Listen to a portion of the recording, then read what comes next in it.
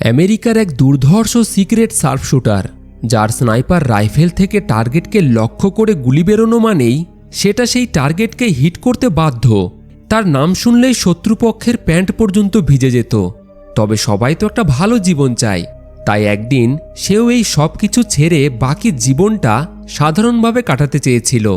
কিন্তু কাজ থেকে অবসর নেওয়ার পর থেকেই রহস্যজনকভাবে তার ওপর নানান রকমভাবে আক্রমণ হওয়া শুরু হয়। তাকে হত্যা করার চেষ্টা করা হয়, যার ফলে এই রহস্যের উদ্ঘাটন করার জন্য পুনরায় তাকে তার আসল রূপে ফিরে আসতে হয় এবং এমন সব রহস্য উঠে আসে যা আপনাদেরকেও অবাক করে দেবে। মুভিতে প্রধান চরিত্রে আছে উইল স্মিথ, তাই এর থেকেই ধারণা করতে পারছেন মুভিটা অ্যাকশনের হতে চলেছে। বলছিলাম 2019 সালে মুক্তি পাওয়া একটি অ্যাকশন সাইফাই মুভি জেমিনাই ম্যানের কথা। বেলজিয়াম থেকে একটি ট্রেন যাত্রা শুরু করে। ট্রেনের মধ্যে আমরা ভ্যালোরি ডোরোমভ নামের একজন ব্যক্তিকে দেখি, আর সে নাকি একজন সন্ত্রাসবাদী। তাকে হত্যা করার দায়িত্ব দেওয়া হয় আমাদের মুভির প্রধান চরিত্র হেনরিকে। এইভাবেই সে একজন শার্প শুটার হিসেবে প্রায় 25 বছর আমেরিকার ডিআইএ নামের মিলিটারি এজেন্সির হয়ে কাজ করে আসছে। তবে আজ এই শেষ মিশনের পর হেনরি অবসর নেওয়ার চিন্তা করছে। একজন স্নাইপার হিসেবে বাতাসের গতিবেগ, আবহাওয়া এবং সঠিক দূরত্ব সবকিছুই ভালোভাবে পরীক্ষা করার পর সে টার্গেটকে হিট করার জন্য তৈরি হয়ে যায়। অন্যদিকে ট্রেন থেকে ম্যারিনো নামের তার এক সাথী টার্গেটের সঠিক লোকেশন তাকে দিতে থাকে। ট্রেনটি তার কাছাকাছি আসা মাত্রই সে শ্যুট করার জন্য তৈরি হয়ে যায়। তবে হঠাৎই একটি ছোট্ট বাচ্চাকে টার্গেটের কাছাকাছি দেখেই হেনরি দাঁড়িয়ে পড়ে। তবে কিছুক্ষণের মধ্যেই ট্রেনটি টানেলের মধ্যে ঢুকে পড়বে এবং এখানেই আমরা হেনরির স্নাইপিং স্কিল দেখি। ট্রেনটি টানেলে ঢোকার একেবারে শেষ মুহূর্তেই তার সঠিক ক্যালকুলেশন এবং স্নাইপিংয়ের দক্ষতায় সে শ্যুট করে দেয়, যেটা সরাসরি ওই সন্ত্রাসবাদীর গলায় গিয়ে লাগে। হেনরির আগেও 4 জন শ্যুটার তাকে মারার চেষ্টা করেছে, তবে তারা প্রত্যেকেই ব্যর্থ হয়েছে। কিন্তু হেনরি একটি চলন্ত ট্রেনে ওই সন্ত্রাসবাদীকে হিট করতে পেরেছে। এর থেকেই তার দক্ষতার পরিচয় পাওয়া যায়। তো যাই হোক, এই কাজ সে এখন ছাড়তে চায়। প্রায় 51 বছর বয়স হতে চলল তার। জীবনটাকে সে এখন উপভোগ করতে চায়। তবে একদিন ডিআইয়ের এক এজেন্ট ডেল হেনরির সাথে দেখা করতে আসে। তারা একসাথে অনেক মিশন সাকসেসফুল করেছে। প্রায় 72 জন অপরাধীকে হেনরি ডিআইয়ের হয়ে হত্যা করেছে। কিন্তু এখন ডিআইয়ের কাছে তার মতো এক দক্ষ কিলারকে হারানো মানে খুবই বড় একটা ব্যাপার। কিন্তু বর্তমানে বয়সের সাথে সাথে হেনরি নিজের প্রতি ভরসা ধীরে ধীরে উঠে যাচ্ছে। সেদিন ট্রেনে যদি তার সামান্য ভুল হতো তাহলে ওই ছোট্ট ফুটফুটে বাচ্চাটি মারা যেত। এই কারণেই সে সব কিছুই ছেড়ে দিতে চায়। তো যাই হোক, এরপর থেকেই হেনরি সাধারণ জীবনযাপন শুরু করে দেয়। একদিন জ্যাক নামে তার এক বন্ধু তার সাথে দেখা করতে চায়। হেনরি একটি বোট ইয়ার্ড থেকে ছোট্ট একটি বোট ভাড়া নেয়। সে প্রায়ই এখানে আসে, কিন্তু আজ সেই বোট ইয়ার্ডের নতুন ম্যানেজার হিসেবে ড্যানি নামের একটি মেয়ের সাথে তার পরিচয় হয়। এরপর হেনরি তার সেই বন্ধু জ্যাকের সাথে দেখা করতে চলে যায়। একসময় সেও ডিআইয়ের হয়েই কাজ করত, তবে এখন সে অবসর জীবনযাপন করছে। জ্যাক হেনরিকে এক অবাক করে দেওয়া কথা বলে। সে ভ্যালোরি ডোরমভ নামের যে সন্ত্রাসবাদীর হত্যা করেছে সে আসলে সন্ত্রাসবাদী ছিলই না, সে ছিল একজন রাশিয়ান সায়েন্টিস্ট। হেনরিকে মিথ্যা তথ্য দিয়ে ওই ব্যক্তিকে হত্যা করা হয়েছে।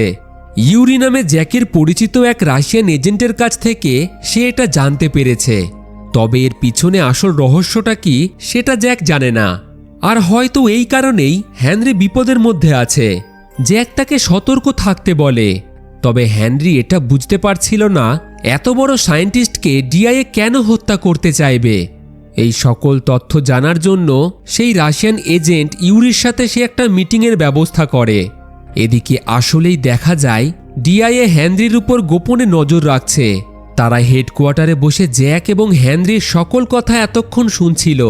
সেখানে আমরা ডিআইয়ের হেড জ্যানিট এবং ডিআইয়েরই একটি গোপন মিলিটারি এজেন্সি জেমিনাইয়ের হেড ক্লেকে দেখি। তারা হেনরিকে হত্যা করার পরিকল্পনা বানাতে শুরু করে, কারণ এখন হেনরির মনে অনেক রকমের প্রশ্ন জেগেছে যার উত্তর সে খুঁজে বার করবেই। আর হয়তো এই কারণেই ডিআইয়ের গোপন রহস্য জনসাধারণের সামনে উঠে আসবে। এবং এখানেই আমরা জানতে পারি বোটইয়ার্ডের সেই নতুন ম্যানেজার মানে ড্যানি নামের মেয়েটি আসলে ডিআইয়েরই একজন এজেন্ট। কারণ যে বোটটি করে হেনরি জ্যাকের সাথে দেখা করতে গেছিল তার মধ্যে সে একটি ট্র্যাকার খুঁজে পায়। হেনরি বুঝতে পারে এই কাজ হলো তার। সে সরাসরি ড্যানিকে প্রশ্ন করে বসে সে কি ডিআইয়ের হয়ে তার উপর নজর রাখছে। ড্যানি কথাটিকে এড়িয়ে যায়। তবে হেনরিও ছিল খুবই দক্ষ একজন এজেন্ট। সে তার পুরনো কিছু বন্ধুদের সাহায্যে ড্যানির পরিচয়পত্র বার করে তার সামনে তুলে ধরে, যার ফলে শেষমেশ তাকে মানতেই হয় সে ডিআইয়েরই একজন এজেন্ট এবং ডিআইয়ের কথা মতো সে হেনরির উপর নজর রাখছে। তবে কেন? হেনরি তাকে জিজ্ঞাসা করে 25 বছর আমি ডিআইয়ের হয়ে কাজ করেছি। তাদের আদেশে কোনো রকমের প্রশ্ন না তুলেই আমি অনেক সন্ত্রাসীদের হত্যা করেছি। তবে ডিআইএ এখন কেন সেই সায়েন্টিস্টকে সন্ত্রাসীর পরিচয় দিয়ে আমাকে দিয়ে হত্যা করালো? এই প্রশ্নের উত্তর ড্যানির কাছেও ছিল না, কারণ সে শুধুমাত্র ডিআইয়ের আদেশেই হেনরির উপর নজর রাখছিল। তো যাই হোক, তাদের মধ্যে কথা শেষ হলে তারা একে অপরকে বিদায় জানিয়ে বাড়ি চলে যায়।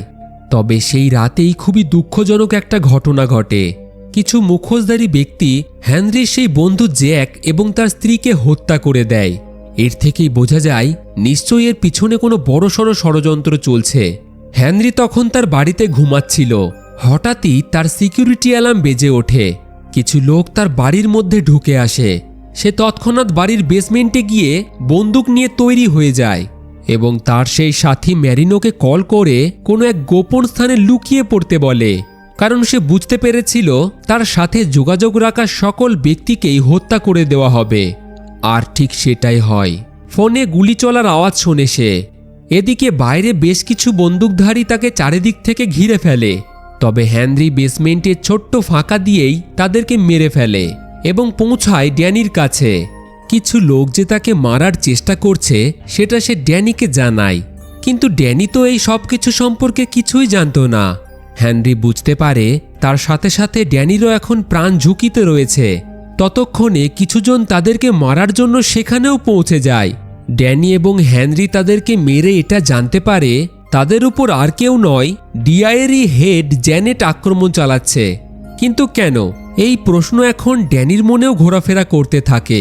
তারা দুইজনেই এর পিছনে আসল রহস্যটা কি সেটা উদ্ঘাটন করার জন্য সেই বোটইয়ার্ড থেকে একটি বোট নিয়ে সমুদ্রের মাঝ বরাবর এক গোপন আইল্যান্ডের উদ্দেশ্যে রওনা দেয়। এদিকে হেনরি এবং ড্যানির জীবিত থাকার খবর শুনেই জেমিনাইয়ের হেড ক্লে পুরো ব্যাপারটিকে নিজে হ্যান্ডেল করার দায়িত্ব নেয় এবং হেনরিকে হত্যা করার পর পুরো দোষ রাশিয়ান ইন্টেলিজেন্সির উপর দেওয়ার একটি পরিকল্পনা বানায়। কারণ যেহেতু সে রাশিয়ান সায়েন্টিস্ট ভ্যালোরি ডোরোমভের হত্যা করেছে, সেহেতু খুব সহজেই হেনরির হত্যা করার পর পুরো দোষ রাশিয়ান ইন্টেলিজেন্সের উপর চাপিয়ে দেওয়া যাবে। অন্যদিকে হেনরি সেই গোপন আইল্যান্ডে তারই এক প্রিয় বন্ধু এবং বিখ্যাত এক পাইলট ব্যারনের কাছ থেকে সাহায্য চায়। তার এই বন্ধুও একসময় ডিআইয়ের এজেন্ট হিসেবে কাজ করত। ব্যারেন তাকে সুরক্ষিত সেখান থেকে তার প্রাইভেট প্লেনে করে মেক্সিকোয় নিয়ে যায়। হেনরি সেখান থেকে ডেলকে কল করে এবং এর পিছনের আসল রহস্য সম্পর্কে জানতে চায়। তবে সে খুব একটা তথ্য তাকে দিতে পারে না, শুধু এইটুকুই জানায় এই সকল কিছুর পিছনে জেমিনাই অর্গানাইজেশনের হাত রয়েছে। কারণ কোনো না কোনোভাবে অর্গানাইজেশনের সাথে ওই বিজ্ঞানী ডোরোমভ জড়িত ছিল। আসলে জেমিনাই হলো এমন একটি সংস্থা যাকে ইউএস গভর্নমেন্ট গোপনে পরিচালনা করছে, যার কাজই হলো সরকারের বিপক্ষে যাওয়া ব্যক্তিদের অপহরণ করা এবং হত্যা করা, বা সরকার যদি কোনো রকম বেআইনি কাজ করতে চায় সেই কাজকে সফল করা। এছাড়াও তারা হেনরির মতো স্পেশাল কমান্ডোদের ট্রেনিংও দিয়ে থাকে। সৈনিকদের তারা মানুষ থেকে হত্যাকারী মেশিনে পরিণত করে। তো যাই হোক, কথা শেষ হলে তারা কিছু সময় বিশ্রাম নিতে চলে যায়। তবে হঠাৎই হেনরির চোখ খুলে যায়। সে দেখে একজন ছাদের উপর দিয়ে তার দিকে এগিয়ে আসছে। হেনরি দ্রুত ব্যারেন ও ড্যানিকে কোনো এক সুরক্ষিত জায়গায় চলে যেতে বলে এবং সে নিজে বাড়ি থেকে বেরিয়ে আসে যাতে তারা তার জন্য বিপদে না পড়ে। সেই শুটার তার পিছু করতে শুরু করে। তাদের মধ্যে গুলির লড়াইও হয়। তবে এক সময়ে এসে হেনরি সেই শুটারের চেহারা দেখে অবাক হয়ে যায়, কারণ তার চেহারা হুবহু হেনরির মতোই ছিল। একেবারে তার অল্প বয়সের একটি প্রতিচ্ছবি তার সামনেই দাঁড়িয়েছিল। এছাড়াও তার ফাইটিং স্কিল একেবারেই হেনরির মতোই ছিল, তবে হেনরির থেকেও অনেকটা ভালো, কারণ তার বয়স ছিল খুবই অল্প। হেনরি কোনো রকমে একটি বাইক নিয়ে সেখান থেকে পালানোর চেষ্টা করে, তবে সেই শুটারও তার পিছু নেয় এবং একসময় এসে হেনরিকে সে শেষমেশ ধরেই ফেলে। তাকে সে হত্যা করতেই যাচ্ছিল, সেই মুহূর্তে স্থানীয় পুলিশ সেখানে আসাতেই ওই শুটার সেখান থেকে পালিয়ে যায়। তবে ভুলবশত তার টুপিটি সেখানেই পড়ে যায়। টুপিটি ড্যানি পেয়ে যায়। হেনরি বুঝতে পারে এই সকল প্রশ্নের উত্তর সে রাশিয়ান সেই এজেন্ট টিউরির কাছ থেকেই পাবে। হেনরি এটাও বুঝতে পারে তাকে হত্যা করার চেষ্টা হচ্ছে শুধু তার অবসর নেওয়ার কারণে নয়, এর পিছনে কোনো এক গভীর গোপন রহস্য রয়েছে। হেনরি ব্যারেনের সাহায্যে একটি প্রাইভেট প্লেনে করে রাশিয়ার উদ্দেশ্যে রওনা দেয়।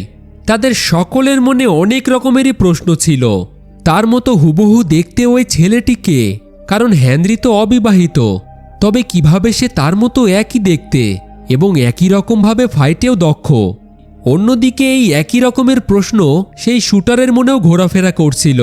তাকে আমরা জেমিনাইয়ের হেড ক্লের বাড়িতে দেখি এবং এখানেই আমরা জানতে পারি তার নাম হলো জুনিয়র। সে ক্লেরই দত্তক নেওয়া ছেলে। জুনিয়র অবাক ছিল কিভাবে একজন ব্যক্তি হুবহু তার মতোই দেখতে হতে পারে, তাও আবার একই রকম ফাইটিং স্কিলের সাথে।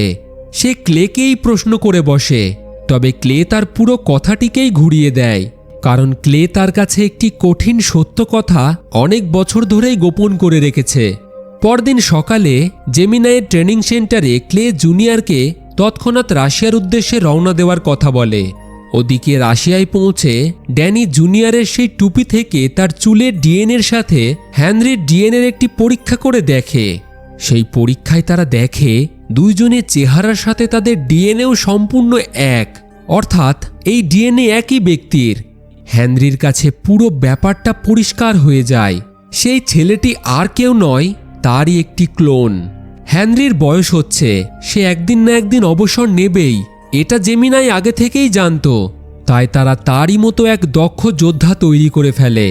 হেনরি সেই রাশিয়ান এজেন্ট ইউরির সাথে দেখা করে এবং সেই পুরো সত্যটা হেনরির সামনে তুলে ধরে। আসলে সায়েন্টিস্ট ভ্যালেরি ডোরোমভ একজন মলিকিউলার বায়োলজিস্ট ছিলেন।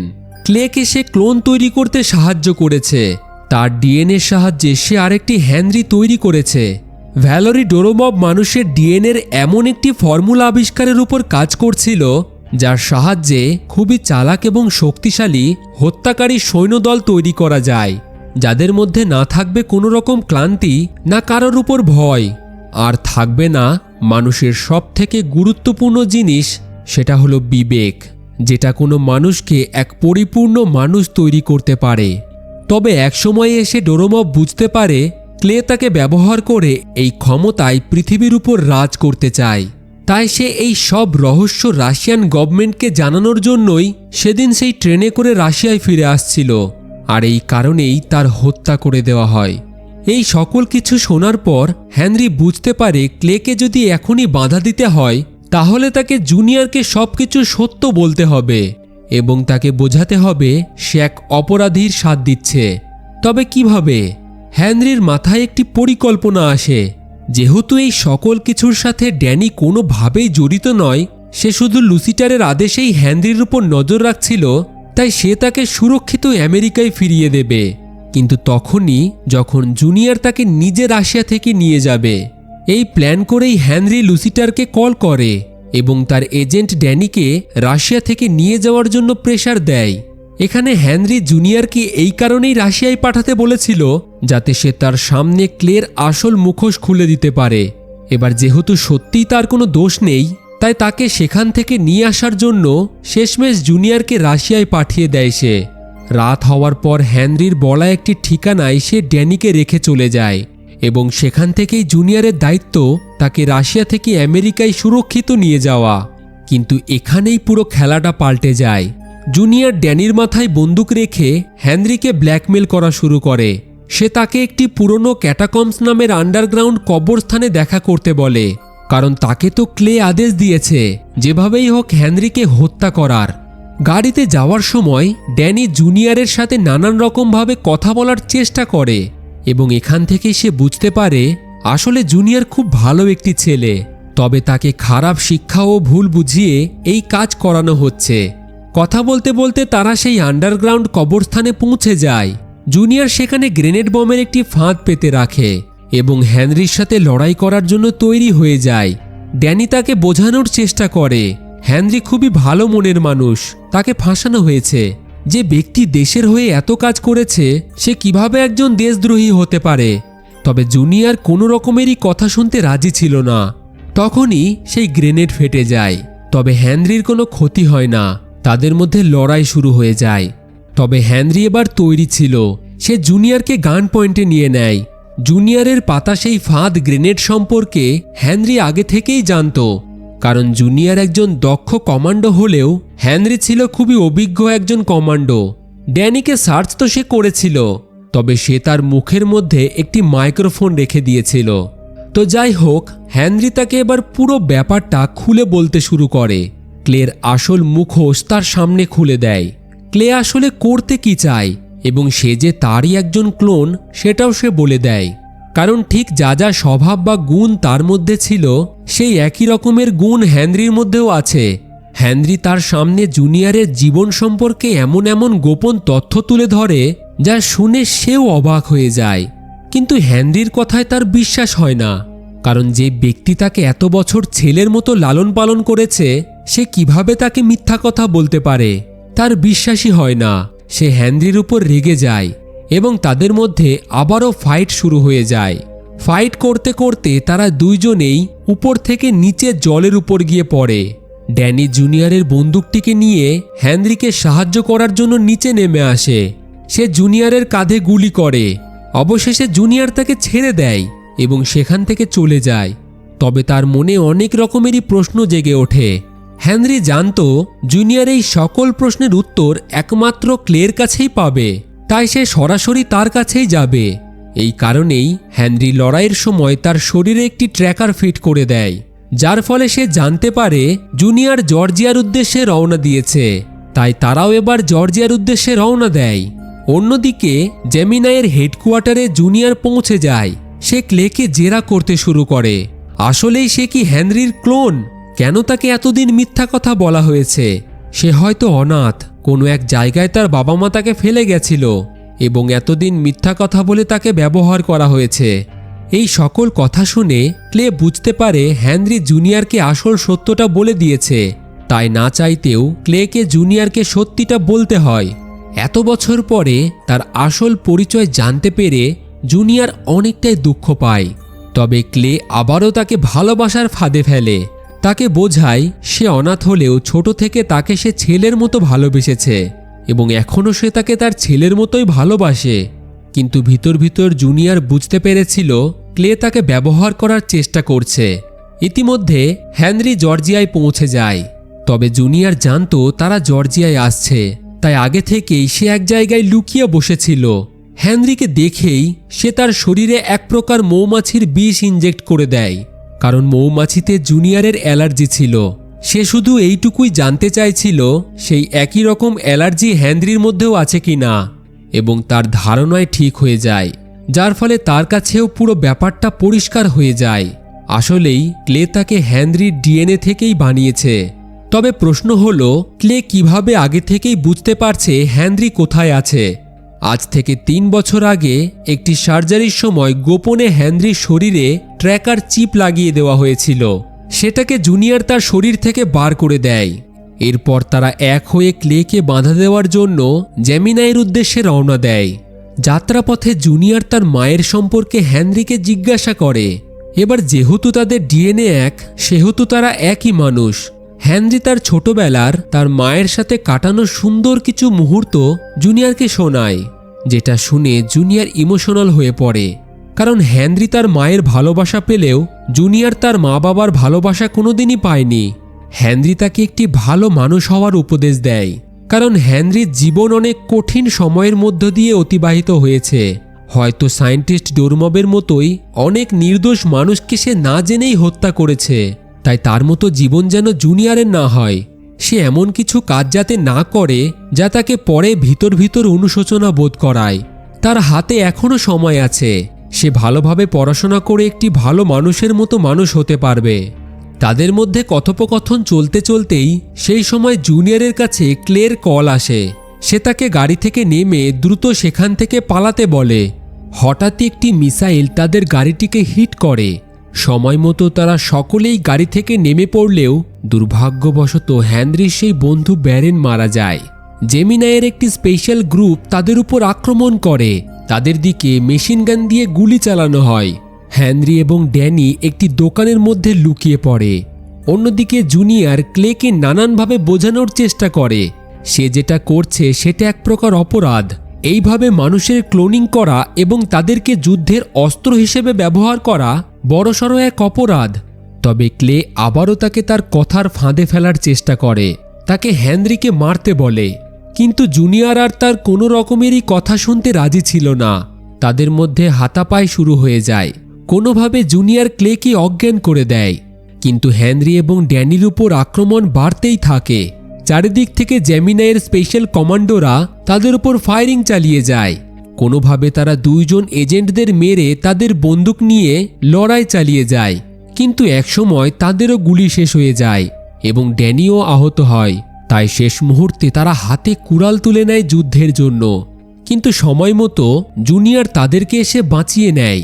তবে এখানেই আমরা এক অদ্ভুত মুখোশধারী ব্যক্তিকে দেখি, যে খুব সহজেই দেয়ালের গা বেয়ে নিচে নেমে সামনের বিল্ডিংয়ের ছাদ দিয়ে সরাসরি তাদের উপর আক্রমণ করে দেয়। তার লড়াই করার টেকনিক একেবারেই আলাদা ছিল। তিনজন মিলেও তার সাথে পেরে উঠতে পারছিল না। সে তার শরীরে এমন ধরনের পোশাক পরেছিল যার উপরে বন্দুকের গুলিও কাজ করছিল না। ড্যানি সেখানে তার উপর এক বিস্ফোরণ ঘটায়। তবে সেই পোশাকের কারণে আগুনও তার শরীরে কোনো রকমেরই ক্ষতি করতে পারছিল না। কিন্তু বেশ কয়েকবার শ্যুট করার পর অবশেষে সে আহত হয়ে যায়। তবে তার মুখোশটি সরাতেই সকলেই অবাক হয়ে যায়। সেই সোলজার আর কেউ নয়, হেনরির আরও একটি ক্লোন, যার মধ্যে ভয় আবেগ কিছুই নেই এবং এর বয়স জুনিয়রের থেকেও অনেক কম। আহত ক্লোনটি কিছুক্ষণের মধ্যেই মারা যায়। তখন ক্লে সেখানে আসে। ক্লে জানায় জেমিনাই হেনরির মতো দক্ষ সৈনিক আর কোনোদিনই পাবে না। তাই তারা তারই ডিএনএ নিয়ে ক্লোন তৈরি করার সিদ্ধান্ত নিয়েছে। তাদের স্বপ্ন হলো হেনরির মতো প্রচুর সৈন্য তৈরি করা, যাদের মধ্যে না থাকবে কোনো ভয়, না থাকবে ইমোশন। তারা পরিপূর্ণ ট্রেন্ড এবং যুদ্ধক্ষেত্রে শত্রুপক্ষকে হত্যা করার এক মেশিন। আসল সৈনিকদের পরিবর্তে তারাই হবে দেশের এক শক্তিশালী অস্ত্র। তবে জুনিয়র হলো আসল একটি মানুষ। তার মধ্যে ভালো ও খারাপকে বেছে নেওয়ার ক্ষমতা আছে, কারণ জেমিনাই সর্বপ্রথম একটি বাচ্চার উপরেই হেনরির ডিএনএর পরীক্ষা করে, আর সেই বাচ্চাটিই হলো জুনিয়র। হেনরি তাকে জানায় ক্লোনও পরিপূর্ণ মানুষ, আমরা তাকে নিজের স্বার্থের জন্য ব্যবহার করতে পারি না। তবে হয়তো ক্লের মাথা পুরোপুরি খারাপ হয়ে গেছিল। সে এই কাজ চালিয়ে যাওয়ার সিদ্ধান্ত নেয়। জুনিয়র রেগে গিয়ে তার দিকে বন্দুক তাক করে। তবে হেনরি তাকে বাধা দেয়, কারণ সে চায় না সে তার নিজের হাতে তারই বাবার খুন করুক। যতই হোক সে তাকে ছোট থেকে ছেলের মতো বড় করেছে। এখন যদি সে রাগের বশে ক্লের হত্যা করে দেয়, পরে ভিতর থেকে সে পুরোপুরি ভেঙে যাবে। হেনরি চায় সে এই মানুষ হত্যা, এই অপরাধ সবকিছুই বাদ দিয়ে এক মানুষের মতো মানুষ হয়ে উঠুক। তাই হেনরি নিজে ক্লেকে শ্যুট করে হত্যা করে দেয়। কিছুদিন পর হেনরি ডেলের সাথে দেখা করে। সে জানতে পারে জেমিনাইয়ের ক্লোনিংয়ের খবর পুরো বিশ্বে ছড়াতেই ইন্টারন্যাশনাল চাপের কারণে জেমিনাইয়ের ল্যাব বন্ধ করে দেওয়া হয়েছে। এই সুখবর শুনে হেনরি খুবই খুশি হয়ে যায়। সে তার বন্ধু ডেলকে বিদায় জানিয়ে সেখান থেকে চলে যায়। এরপর থেকেই তারা খুব ভালো জীবন কাটাতে শুরু করে। জুনিয়রকে হেনরি একটি ভালো কলেজে ভর্তি করে দেয় এবং তাকে একটি ভালো মানুষের মতো মানুষ করে তোলার জন্য তার সকল দায়িত্ব সে নিজেই নেয়। এবং এর সাথেই মুভিটি এখানেই শেষ হয়ে যায়। সবশেষে আমার একটিই কথা, বিজ্ঞান দিন প্রতিদিন অনেক উন্নত হচ্ছে, তবে মানুষের চিন্তাধারা, যুদ্ধ, লড়াই এই সব কিছু থেকে বেরোচ্ছেই না। যে বিজ্ঞানের ব্যবহার মানুষের ভালোর জন্য করা দরকার, সেই বিজ্ঞানেরই ব্যবহার একটি মানুষ অন্য মানুষকে মারার জন্য বা ধ্বংস করার জন্য করছে, যা পুরো পৃথিবীকে ধীরে ধীরে ধ্বংসের দিকেই নিয়ে যাচ্ছে। তাই আমার একটিই কথা, এই পৃথিবী হলো পুরো পরিবার, আর আমরা এই পরিবারেরই তো অংশ।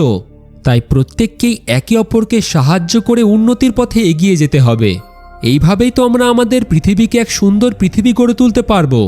না হলে একদিন না একদিন আমাদের নিজের কারণেই এই পৃথিবী ধ্বংস হয়ে যাবে। তো মুভির কাহিনী যদি আপনাদের পছন্দ হয়ে থাকে তাহলে ভিডিওটিতে একটি লাইক করে দেবেন এবং বন্ধুদের সাথে শেয়ার করতে ভুলবেন না। আর হ্যাঁ, কমেন্টে আপনাদের মুভির সম্পর্কে যে মতামত সেটা অবশ্যই দেবেন, কারণ আমার কাছে সেটাই সবথেকে বেশি গুরুত্বপূর্ণ। এই রকম ভিডিও যদি আপনারা দেখতে চান তাহলে আমাদের চ্যানেলের সাথে জুড়ে থাকুন আর দেখতে থাকুন ফিল্মি গপ্প, the channel of movie lovers.